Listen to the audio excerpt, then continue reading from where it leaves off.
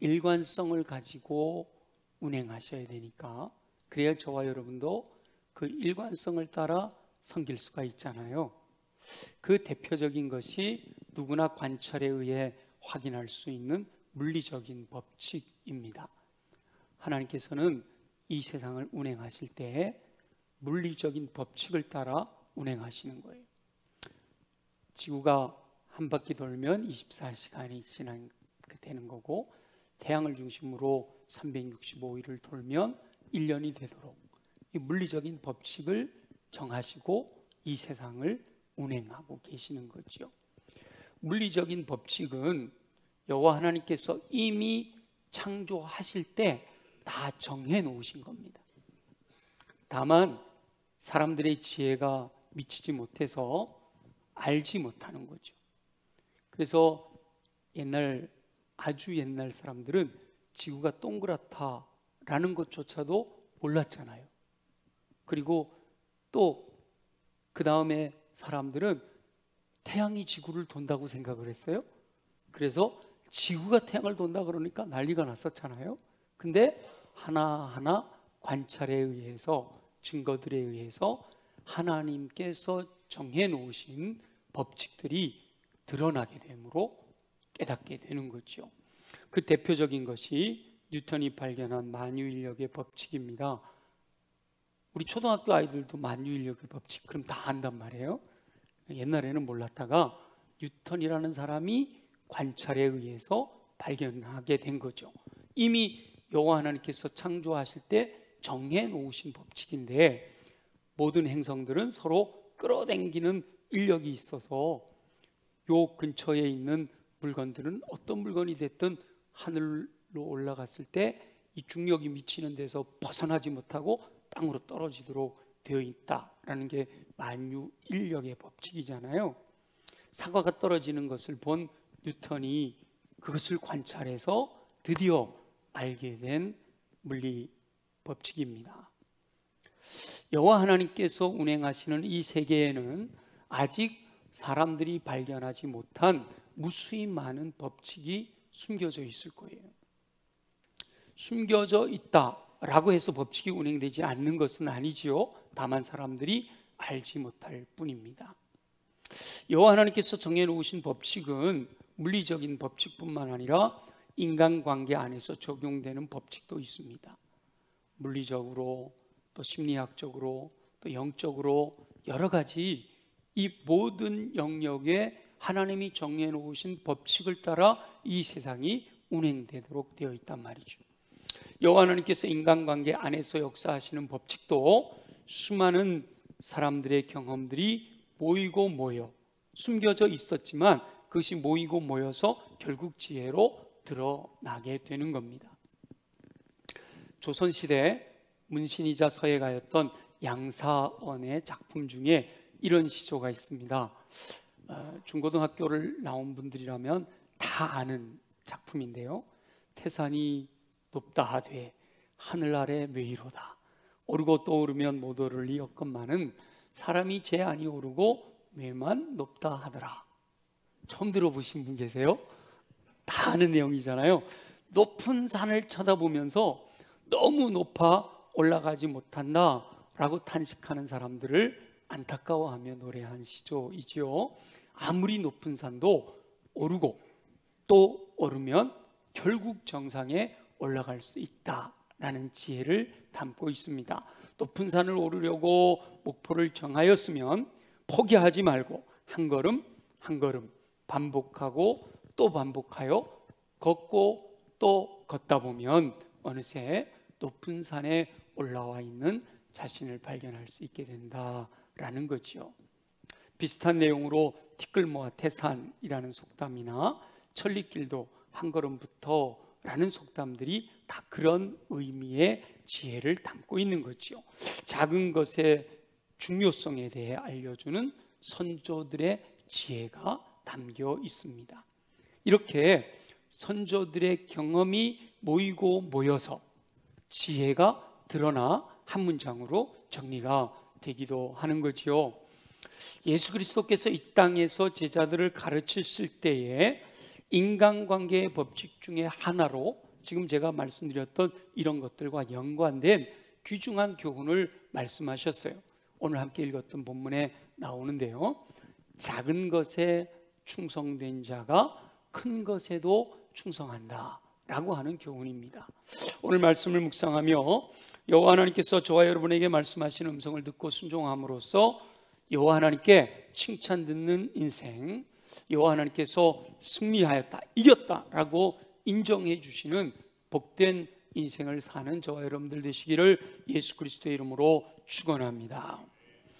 예수 그리스도께서 교훈하신 이 작은 것에 충성된 자가 큰 것에도 충성한다 라고 할 때 작은 것, 큰 것, 충성한다 라는 의미가 뭘까 한번 알아보려고 합니다.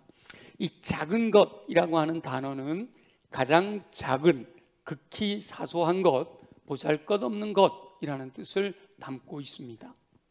예수 그리스도께서 말씀하실 때는 앞뒤 문맥을 보면 이 작은 것이라고 말한 이것은 세상 재물을 말씀하신 것이에요. 그런데 단어의 의미로만 보면 일상의 작은 기회나 남들이 무시하는 사소한 일, 이와 같은 것들도 작은 것에 포함이 됩니다. 큰 것이란 많은, 큰, 풍성한 이란 의미를 담고 있는데 세상 재물을 작은 것이라고 보면 여기서 큰 것은 하나님 나라에 속한 영적인 것들을 의미하는 겁니다. 그래서 세상 재물과 같은 작은 것에도 충성하지 못하면 어떻게 하나님 나라 영적인 것들에 충성할 수 있겠냐, 이런 의미를 담고 있는 거죠. 그런데 여기서 큰 것을 더 나아가서 영향력 있는 큰 일, 모두가 관심을 갖는 인기 있는 일이라는 뜻으로 해석할 수도 있습니다. 그리고 예수 그리스도의 교훈 말씀 중에 충성되다라는 단어의 의미는 믿을만하다, 신실하다, 의무를 다한다, 신뢰할 수 있다, 맡은 일을 끝까지 감당한다 라는 뜻을 담고 있습니다. 그러니까 예수 그리스도께서 이 본문의 앞뒤 문맥을 통해서 말씀하시려고 하시는 뜻은 세상 재물처럼 하나님 나라의 관점에서 볼 때 보잘것없는 것일지라도 자신에게 맡겨진 일을 성실하게 감당하는 사람이라야 하나님 나라에 속한 귀중한 것, 영적인 큰 일도 충성스럽게 감당할 수 있다라고 말씀하신 거지요.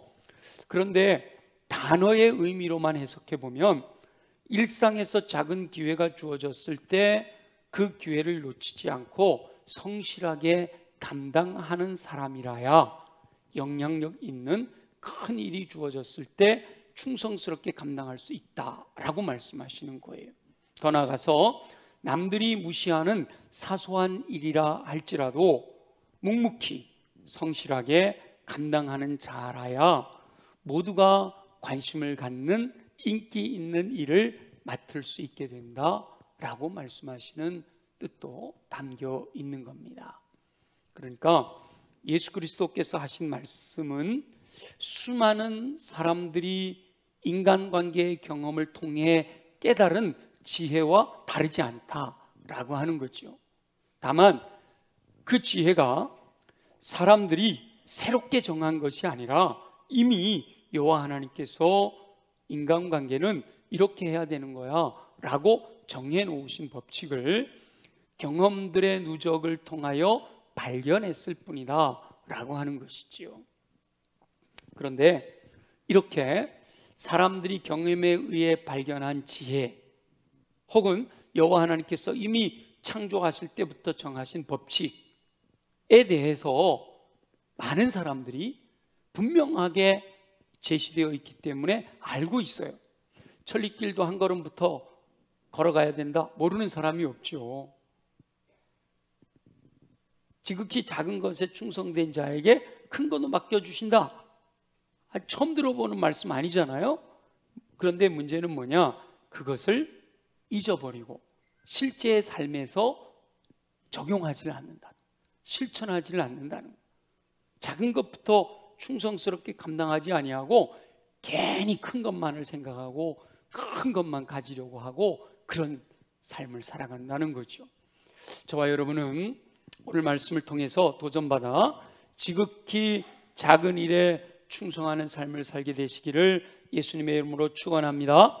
그렇게 지극히 작은 일에 먼저 충성함으로 말미암아 더 큰 것을 맡길 때도 그것에 충성할 수 있어서 여호와 하나님께 칭찬 듣는 삶, 여호와 하나님께서 승리하는 삶이다, 승리했다라고 인정하시는 삶을 살게 되시기를 예수 그리스도의 이름으로 축원합니다.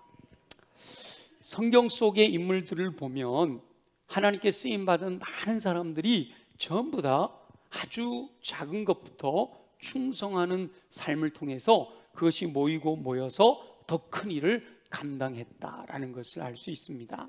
이미 몇 주 동안 우리가 묵상했던 인물들을 보면 다니엘을 보세요. 매일매일 하나님께 3번 예루살렘으로 창을 내는 것, 그 작은 일부터 말씀에 의지해서 충성하는 삶을 사니까 하나님께서 큰 총리의 역할을 감당하게 하셔서 정말 이스라엘 역사에 다시 회복되어지는 귀한 일에 크게 쓰임받는 일꾼이 되게 한 거잖아요. 요셉을 봐도 아버지가 심부름 보냈을 때 도단까지 달려가는, 세겜에서 돌아와도 아무 소리 안 할 텐데 도단까지 가는 아주 지극히 작은 것이지만 그 일에 충성하는 모습들, 노예지만 맡겨진 일에 충성하고 죄수지만 내가 해야 될 일을 감당함으로 말미암아 더 큰 일을 맡게 되는 거잖아요.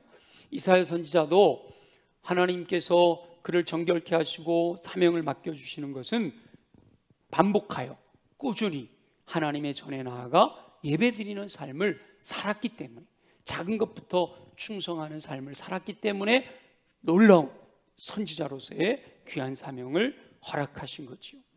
마찬가지로 예수 그리스도께서 말씀하신 지극히 작은 것에 충성된 자가 큰 것에도 충성한다라고 하는 이런 법칙이 그분들의 삶을 통해서도 보여지는 거죠.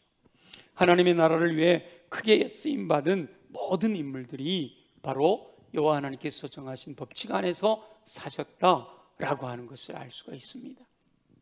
그래서 오늘 두 분에 대해서 지극히 작은 것에 충성하다가 큰 일을 감당하였던 하나님의 일꾼 두 분에 대해서 제가 소개해 드리려고 해요. 한 분은 이스라엘의 성군이라고 추앙받는 다윗입니다. 다윗의 어린 시절을 보면 자신에게 맡겨진 작은 일에 충성하는 삶을 살았던 것을 알 수 있어요. 다윗은 베들레헴의 목동이었습니다. 그 목동으로 일할 때, 어린 시절 일할 때 자기에게 주어진 일에 충성을 다함으로 후에는 이스라엘의 왕으로 세워졌을 때도 자신에게 주어진 사명, 백성들을 돌보고 섬기는 그 일에 충성을 다하는 왕이 되었다라는 거죠. 만일 다윗이 어릴 때 목동으로서 자신에게 맡겨진 일에 충성하지 못하고 소홀히 여기는 삶을 살았다면 결코 여호와 하나님께서 그를 이스라엘의 왕으로, 수많은 백성들의 영혼을 맡기는 왕으로 세우지 않으셨을 거다라는 거예요.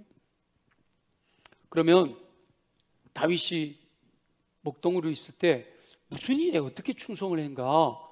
성경에 그 얘기가 어디 나와요? 이럴 수 있어요. 우리 한번 찾아볼게요. 사무엘상 17장 34절입니다. 한번 우리 다 같이 한번 읽어보겠습니다. 시작.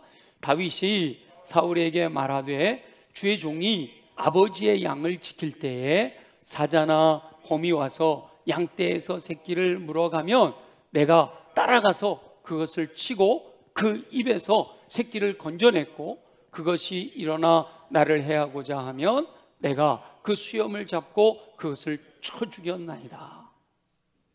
이 말은 어떨 때 했던 말인가 하면 다윗이 아버지 심부름을 따라 형들에게 안부를 묻으러 갔다가 아이고 저 적군에서 이게 3m 가까이 되는 골리앗이 나와가지고 막 이스라엘 군대를 모욕하고 막 하나님 여호와 하나님을 모욕하고 이걸 보고 거룩한 분노가 일어난 거예요. 그래서 다윗이 내가 가서 싸우겠다고 이렇게 나섰단 말이죠.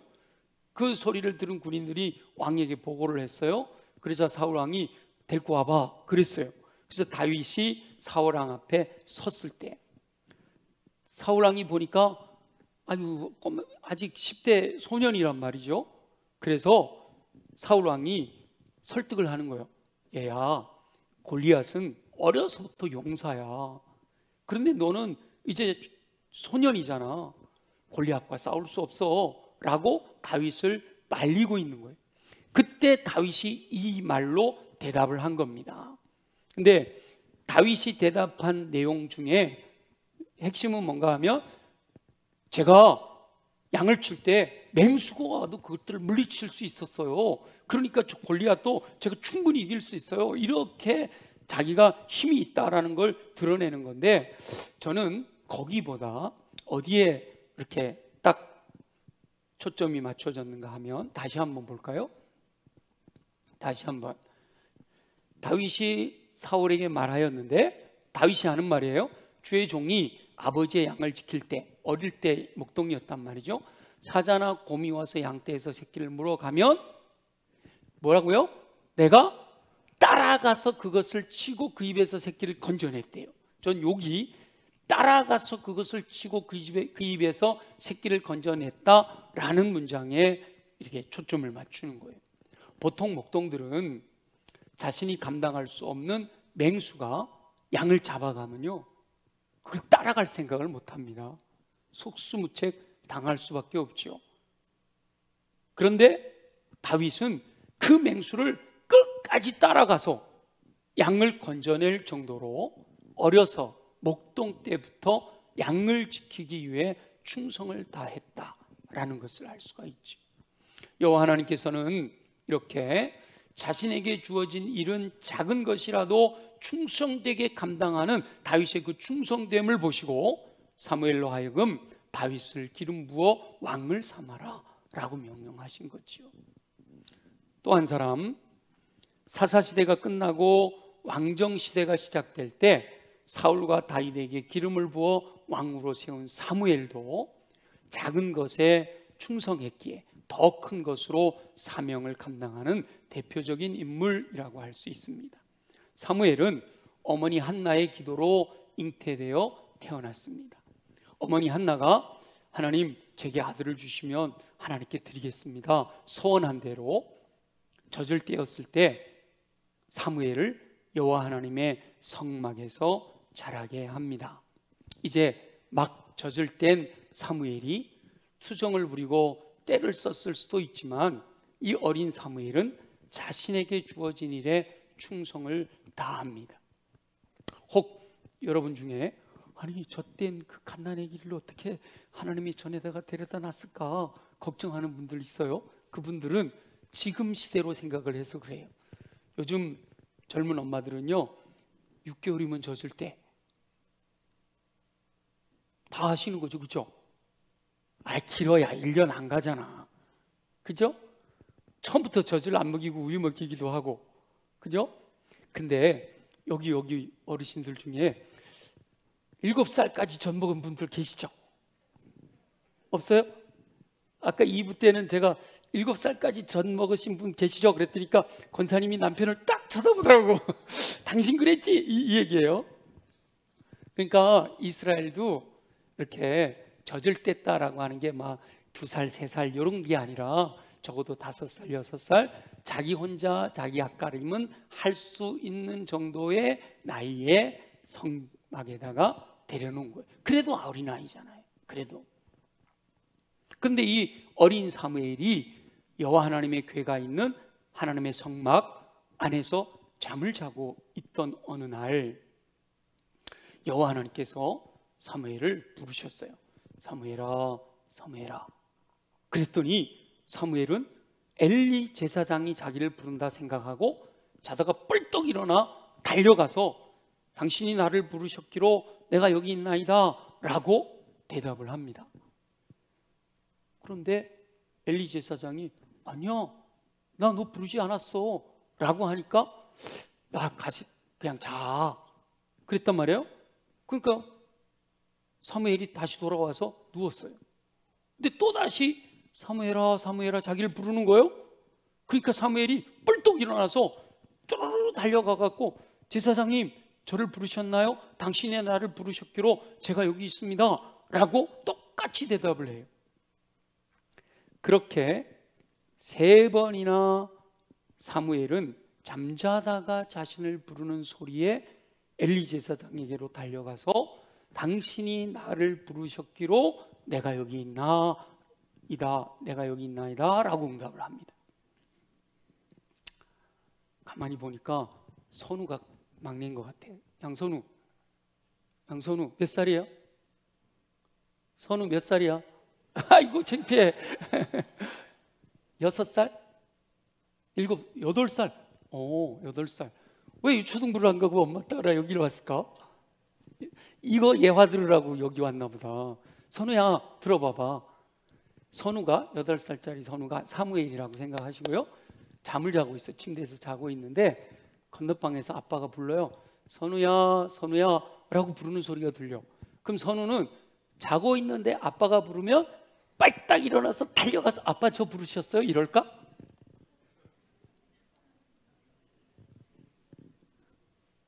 아니래. 그럼 어떨 것 같아? 어떨 것 같아? 여러분 상상해 보세요. 여러분이 어린애예요. 자고 있어요. 권히 자고 있어요. 근데 날 부르는 소리가 들려요. 그러면 여러분 제일 처음 떠오르는 생각이 뭐예요? 아이고 짜증나. 아니에요? 여러분은 빨떡 일어나서 달려가서 아버님 저를 부르셨습니까? 그러실 거예요? 이렇게 성경적으로 이렇게 상황을 얘기하니까 여러분들이 별로 이렇게 안 와닿는데요. 예를 들면 여러분들이 자고 있는데, 우리 어른들이니까 자고 있는데 새벽 1시에 핸드폰이 울려. 근데 딱 봤더니 이정환 목사님 쓰였어. 그러면 여러분 새벽 1시예요? 딱 여러분 다 이름이 뜨잖아, 그죠? 제 이름이 딱 떴어요. 그럼 여러분 처음 딱 드는 마음이 목사님이 전화하셨네. 목사님 어쩐 일이세요? 저에게 새벽에 이렇게 전화를 하셨어요. 이러실까요? 새벽 1시에 전화가 왔는데 이정환 목사 딱 뜨면 아마도 새벽 1시에 무슨 전화를 다 하셔? 그리고는 좀 목을 가다듬고 네 목사님 이러지 않겠어요? 그렇죠. 대부분 그럴 가능성이 많아요. 잠자다가 자신을 부르는 소리가 들리면 짜증을 부릴 법도 해요. 게다가 분명히 부르는 소리를 듣고 달려갔는데 안 불렀다고 하니까, 선우가 아빠 부르는 소리 듣고 달려갔는데 나 안 불렀어. 그러면 얼마나 속이 상해, 그죠? 야 가서 자. 또 자는데 또 불러. 그래갖고 갔는데 안 불렀대. 그러면 그냥 그러려니 하고 와서 또 자요? 그렇게 쉽지 않아요. 그러면 마음에서 불평이 나오고 원망이 나오고 싫은 소리도 나올 법한데, 성경이 기록된 사무엘의 반응은요, 우리 한번 사무엘상 3장 8절 한번 읽어볼게요. 다 같이 시작. 여호와께서 3번째 사무엘을 부르시는지라 그가 일어나 엘리에게로 가서 이르되 당신이 나를 부르셨기로 내가 여기 있나이다 하니 엘리가 여호와께서 이 아이를 부르신 줄을 깨닫고, 그 앞에 지금 8절만 나왔는데 그 앞에 2번째 불렀을 때, 첫 번째 불렀을 때 첫 번, 2번, 3번 다 똑같이 사무엘이 일어나 엘리에게로 가서 당신이 나를 부르셨기로 내가 여기 있나이다 라고 응답했다 라고 나와요. 거기에 한 번도 우리가 글을 읽어보면 거기에 뉘앙스라는 게 있잖아요. 한 번도 짜증을 냈다거나 불평을 했다거나 그냥 하기 싫어서 억지로 했다거나 이런 의미가 담겨 있지 않아요. 전적으로 뻘떡 일어나 달려가서 아주 부드럽게 정말 신실하게 당신이 나를 부르셨기로 내가 여기 있나이다 라고 대답을 했다라는 겁니다. 그것도 3번이나 동일하게. 물론 그 이후에 엘리가 깨달은 거죠. 하나님께서 사무엘을 부르시는구나. 근데 저는 그걸 얘기하려고 하는 게 아니라 자고 있는데 그 또 어린애가 부르는 소리를 듣고 뻘떡 일어나 달려가서 3번이나 반복하는데도 불구하고 짜증내지 않고 당신이 나를 부르셨기로 내가 여기 있나이다 라고 하는 동일한 말로 대답하는 충성스러운 모습의 삶을 사무엘은 살고 있었다라는 겁니다. 어린아이가 자다 깨어 이렇게 응답하는 것이 쉽지 않잖아요. 그러나 사무엘은 어려서부터 이렇게 작은 일에도 충성하는 삶을 살았기에 여호와 하나님께서 이스라엘의 마지막 사사로 삼으시고 왕정시대가 시작될 때 사울도 다윗도 기름 붓게 하시고 그 입에서 나가는 말이 하나도 땅에 떨어지지 않게 하시는 놀라운 큰 일을 맡기셨다라고 하는 겁니다. 저와 여러분은 자신에게 맡겨진 일이 작다라고 소홀히 여기지 말고 다윗이나 사무엘처럼 맡겨진 작은 일에도 충성을 다하는 삶을 사시기를 예수 그리스도의 이름으로 축원합니다.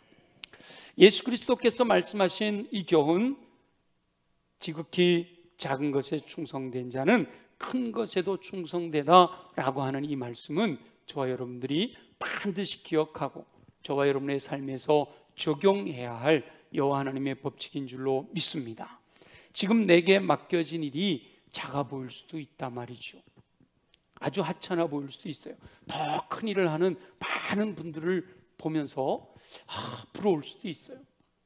그러나 사람의 눈에 보이지 않는 여호와 하나님의 크신 계획이 담겨 있다라는 사실을 알아야 됩니다. 지금 내게 주어진 아주 작은 일처럼 보여지는 그 일 속에 사람의 눈에 보이지 않는 여호와 하나님의 크신 계획이 담겨 있다라는 것을 깨달아야 돼요. 그래서 그 주어진 작은 일에 충성을 다할 때 큰 것도 감당할 수 있게 되는 거지요. 작은 일이라고 소홀히 여기지 말고 반복하고 또 반복하며 성실하게 감당할 때 그 충성스러움을 보시고 여호와 하나님께서 더욱 큰 일도 맡겨주실 줄로 믿습니다. 물론 진정한 충성은, 정말 신실한 충성은요, 큰 것을 맡고자 하는 열망으로 지금 내게 주어진 작은 것에 충성하는 것이 아니에요. 결론은 그렇게 되지만 지금 내가 작은 것에 충성하고자 하는 의도, 목적이 더 큰 것을 바라보고 그 큰 것을 취하고자 지금 이거 작은 거지만 보잘것없는 거지만 내가 충성해야지, 이게 아니란 말이에요. 지금 내게 주어져 있는 작은 것 자체를 소중하게 여기고 하나님께서 나를 충성되게 여기서 이 귀한 일을 내게 맡겨주셨다라고 믿음을 가지고 소중히 여기고 그 일에 충성을 다해야 하는 거예요. 여호와 하나님께서는 마음 중심을 보시기 때문에 다윗과 사무엘처럼 그 마음을 아시고 합격되었을 때 큰 것도 맡겨주시는 거거든요. 결과를 먼저 생각하는 것이 아니라 결과는 하나님께 맡기고 다만 주어진 일에, 내게 주어진 일이 어떤 일이 되었든 그 일에 충성을 다하라 라고 말씀하시는 거란 말이에요. 사람들은 눈에 보이지 않는 영적인 세계를 소홀히 여기거든요. 그러나 여호와 하나님께서는 영적인 세계에 속한 것을 더 크다 말씀하신다라는 사실을 우리가 잊지 말고 내게 주어진 영적인 일이 아주 세상적으로 보면 소홀하게 작아 보이지만 그 일에 충성을 다할 때 더 큰 놀라운 일들도 허락해 주실 줄 믿습니다. 또 우리가 잊지 말아야 될 것은요, 사람들이 경험에 의해 발견한 지혜, 천리길도 한 걸음부터 티끌모아 태산, 요거 상식이 됐잖아요 이제는. 근데 그 상식을 따라 살아가는 것으로 만족해서는 안 된다는 거예요. 그 법칙이 여호와 하나님께서 정하신 뜻이기 때문에 여호와 하나님의 뜻이 무엇인지를 깨닫고 순종하는 삶이 되어야 한다라는 거예요. 이 다시 말하면 자기 중심의 삶이 아니라 여호와 하나님 중심의 삶이 돼야 된다. 세속적인 삶의 중심이 아니라 하나님의 뜻이 무엇인가를 분별하고 살아가는 삶이 되어야 된다는 거예요. 예를 들면 요셉에 대해서 묵상을 할 때 요셉이 여주인의 유혹을 이겼을 때 고백한 거 여러분 기억하시죠? 여주인이 요셉을 유혹했을 때 내가 어떤 사람인데 나를 유혹하는 거 이러고 이긴 게 아니라고 그랬죠? 내 미래를 망치려고 그러시는 거요? 나는 미래가 창창한 사람이요, 여기서 죄 지면 안 돼, 이런 것이 아니라고 그랬잖아요. 요셉은 어떤 의미에서 죄를 짓지 않는다고 그랬다고요? 내가 여호와 하나님 앞에서 죄를 지을 수 없다, 하나님 중심의 믿음을 가지고 죄 유혹을 이긴 거예요. 똑같은 거예요. 세상적인 상식, 세상적인 지혜를 따라 지극히 작은 것에 충성하는 것이 아니라 하나님의 뜻이 지극히 작은 것에 충성한 사람에게 큰 것도 맡겨주신다라고 하시니까 그 말씀에 의지하여 순종하는 거다라는 거예요. 상식이나 세상의 교훈이 아니라 살아계신 여호와 하나님의 뜻이기 때문에 지극히 작은 것에도 충성하는 삶을 살아야 한다라고 하는 거예요. 여호와 하나님께서 지금도 살아계셔서 우주 만물을 운행하고 있을 뿐만 아니라 인간의 생사화복을 다 주관하고 통치하고 계시는 줄 믿습니다. 하나님께서 우리의 마음 중심까지도 보고 계시단 말이죠. 그 믿음 안에서 주의 말씀에 의지하여 순종하는 삶을 충성스럽게 살아가야 된다라는 거죠. 여호와 하나님께서는 지금도 지극히 작은 것에 충성된 자를 찾고 계십니다. 더 큰 일을 맡기시고자 지금 주어진 일에 충성하고 있는, 지극히 작은 것에 충성하고 있는 그 영혼들을 찾고 계시단 말이죠.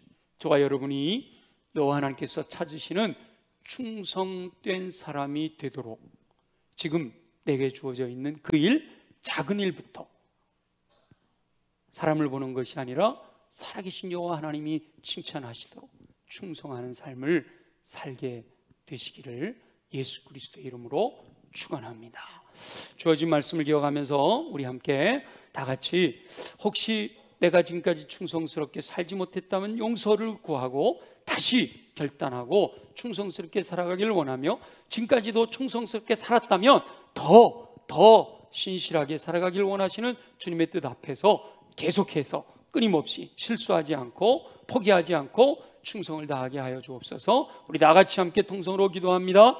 큰 일을 맡기시기 위하여 작은 일에 충성된 자를 찾고 계시는 우리 주 여호와 아버지 하나님, 여호와 하나님께서 인간관계 안에 정하신 법칙을 깨닫게 하시니 감사합니다. 예수 그리스도를 통하여 말씀하신 지극히 작은 것에 충성된 자가 큰 것에도 충성한다 라고 하는 인간관계의 법칙을 잊지 않게 하여 주옵소서. 여호와 하나님께서 경험의 축적을 통해 지혜로운 사람들에게 여호와 하나님께서 정하신 법칙을 깨닫게 하셨으니 감사합니다. 수많은 사람들이 경험을 통해 축적된 지혜로서 깨달은 여호와 하나님의 법칙을 실천할 수 있는 힘을 주시옵소서. 다윗은 어린 시절 목동으로 살 때도 양들을 지키는 주어진 역할에 충성을 다했음을 묵상합니다. 사무엘을 통하여 한밤중에도 짜증내거나 불평하지 않고 충성스럽게 부르심에 응답하였던 모습을 발견하게 하시니 감사합니다. 사람들의 경험의 축적으로 발견된 지혜에 머물지 않게 하여 주옵소서. 자기 중심의 충성이 아니라 여호와 하나님 중심의 충성을 다하는 삶을 살아가도록 역사하여 주시옵소서. 인간관계의 법칙을 정하시고 그 법칙을 따라 사는 충성스러운 사람을 찾고 계시는 살아계셔 역사하시는 여호와 하나님을 잊지 않게 하여 주옵소서. 모든 성도들이 여호와 하나님께서 찾으시는 지극히 작은 것에 충성된 자로 살아갈 수 있도록 힘과 권능과 능력을 더 입혀 주시옵소서. 허락하실 주님을 기대합니다. 감사합니다. 영광을 받으시옵소서. 살아계셔 역사하시는 우리 주 여호와 아버지 하나님, 지극히 작은 것에 충성된 자가 큰 것에도 충성되다 라고 말씀하시는 예수 그리스도의 교훈을 통하여 오늘 내게 주어진 작아 보이는 그 일에 충성을 다할 것을 결단하게 하시니 감사합니다. 그 일을 감당해낼 수 있도록 하나님 우리 육체를 강하게 하여 주옵소서. 우리 연약한 무리의 손을 얹고 함께 기도합니다. 나사렛 예수 이름으로 명하노니 모든 육체의 질병은 뿌리쳐 뽑혀 떠나갈지어다. 그래야 독수리 날개친 같은 샘을 공급하다 걸어가도 피곤치 않고 뛰어가도 고단치 않는 강건함으로 승리하게 하여 주옵소서. 가슴에 손을 얹고 기도합니다. 어둠의 영, 악한 권세, 우리의 마음을 무너지게 하는 나쁜 영들은 예수 보혈의 능력, 예수 이름으로 명하노니 묶임을 받고 떠나갈지어다. 그 악한 영들이 내 마음에 심어놓은 더러운 것들은 예수 보혈의 능력으로 명하노니 정결하게 깨끗하게 새롭게 될지어다. 그리하여 옥토로 준비된 마음에 하나님의 말씀이 임하실 때마다 아멘으로 받아 믿고 순종하여 깊이 뿌리 내리고 자라나 꽃 피고 열매 맺어 30배, 60배, 100배 풍성한 열매로 주의 영광 나타내게 하여 주옵소서. 그러나 주님, 내 힘으로 할 수 없음을 고백합니다. 오직 성령으로 충만하게 하셔서 성령의 열매를 통하여 하나님의 사람으로 온전케 되어지는 예수 그리스도의 인격을 닮게 하시고 성령의 은사로 말미암아 모든 선한 일을 행할 능력을 갖추어 주님 맡겨주신 사명 충성스럽게 감당할 수 있도록 역사하여 주시옵소서. 그렇게 행하실 주님을 기대하며 찬양하며 경배를 돌려드리오니 영광받아 주시옵소서. 허락하실 줄로 믿사옵고 예수님의 이름으로 축복하며 기도드립니다. 아멘. 우리 다 함께 일어나셔서 십자가의 길 순교자의 삶을 우리가 살아가는 우리가 지극히 작은 것부터 충성하기를 소원합니다 라는 마음을 담아 십자가의 길